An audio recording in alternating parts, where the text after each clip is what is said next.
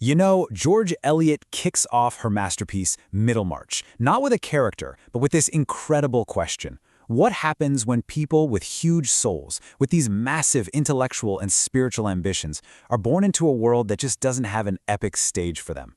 It's the central problem that honestly haunts every single page of this novel. So what is Middlemarch really about?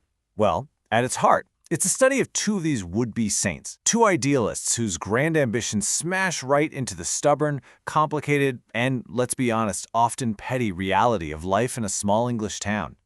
First up, we meet the novel's modern-day Saint Teresa. She's the embodiment of this epic soul, a young woman just burning with the desire to do something important in the world. And this is Dorothea Brooke. She's brilliant, she's beautiful, and she's an heiress. But things like fashion and typical feminine hobbies, to her, that's an occupation for bedlam.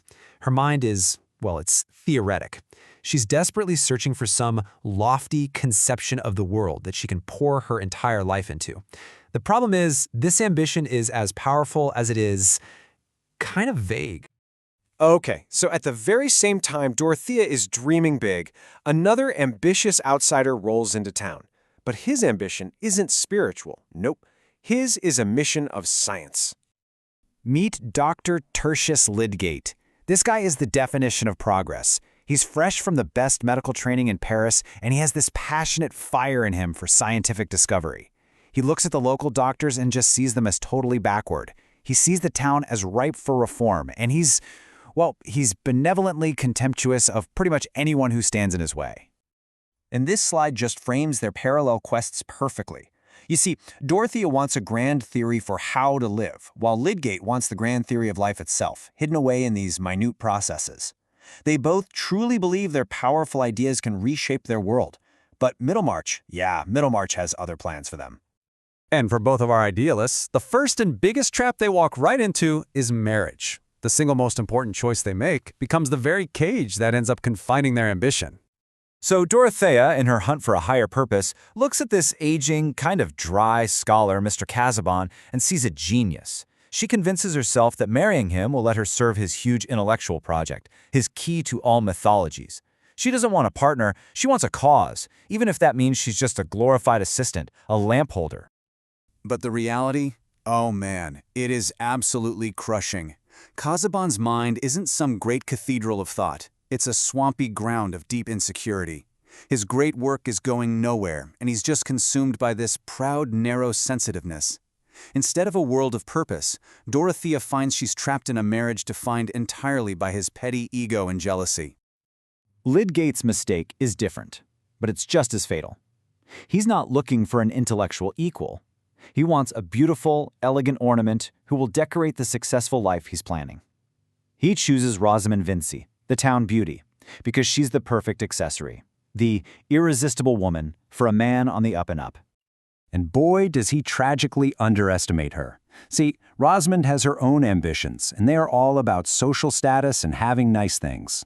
Her quiet, pretty exterior hides what the novel calls a will of inflexible negations. She simply refuses to accept any life that doesn't meet her standards of comfort, and her desires slowly drain Lydgate of everything: his money, his spirit, and his scientific dreams.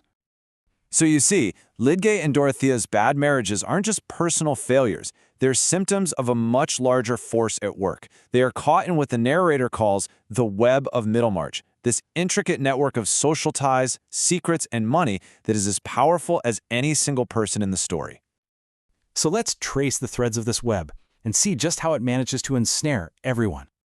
This web is basically woven from four key things: the constant hum of gossip, the intense pressure of money, the necessary compromises of politics, and of course, the ever-present threat of a hidden scandal. The first thread is gossip. In a town like Middlemarch, what people think of you is everything. And you've got figures like the rector's wife, Mrs. Cadwallader, who act as the town's social referees. Her witty, cutting judgments on who should marry who, that's not just idle chatter. It sets expectations and enforces the town's unwritten rules, making it nearly impossible for anyone to step out of line. The next thread is money and debt. Just look at the story of Fred Vincy. He lives his entire life on this vague promise of a big inheritance that, well, it never actually shows up. He racks up debts, assuming his rich uncle will bail him out, only to be completely humiliated. This threat of financial dependence controls his choices and nearly ruins his life. It shows you how the web gets you through your wallet. The web also has a political side. Lydgate, the man of pure science, he wants to stay above all the town's petty arguments. But to get his new hospital funded, he needs the support of the powerful banker, Bulstrode. This forces him to compromise his own integrity, to vote for a man he doesn't respect.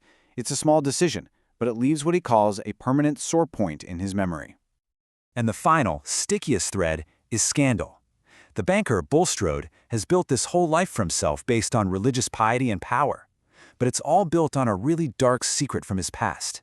And when a man who knows that secret shows up in town, the entire foundation of Bulstrode's life is threatened. And that scandal eventually pulls Lydgate in, destroying his reputation and proving that in the web of Middlemarch, one person's hidden past can poison everyone's future. So we come back to that opening question.